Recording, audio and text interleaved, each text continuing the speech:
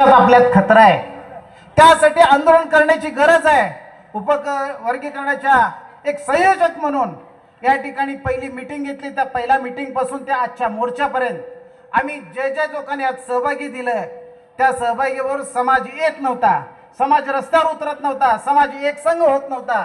पण ह्या निमित्ताने का होईना बाबासाहेबांचं आम्हाला आशीर्वाद तर होतच, पण त्यांच्या नातूने आज त्यांच्या सोबत आम्हाला बसण्याची संधी दिली, त्याबद्दल आम्ही समाज म्हणून आपला आयुष्यभर ऋणी राहू। या ठिकाणी संयोजकांनी आम्हाला बोलण्याची संधी दिली।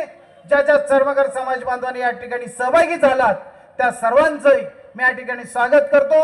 आणि ज्या बांधवांनी अबकड्याच्या विरोधात भूमिका घेतलेली आहे मी त्या बांधवांचंही नाव घेत नाही, पण या सोलापूरमध्ये डॉक्टर बाबासाहेब आंबेडकरांचे अनुयायी म्हणून, चर्मकार समाजाचा एक अनुयायी म्हणून 1 ऑगस्टला अण्णाभाऊ साठेंची जयंती निमित्त दरवर्षी अण्णाभाऊ साठेंना भारतरत्न द्यावं हे चर्मकार समाजाची मागणी अद्यापही पूर्ण होत नाही आणि सरकार नको त्या गोष्टीत लक्ष घालतंय, त्याकडे आपण लक्ष द्यावं एवढी विनंती करतो। आणि मी इतर बांधवांनाही विनंती करतो, आपण गुण्यागोविंदाने एकत्रित राहूया, एकत्रित आपण नांदूया आणि एकत्रित बाबासाहेबांनी दिलेला जो अधिकार आहे ते अबाधित ठेवूया। धन्यवाद। जय भीम, जय रविदास।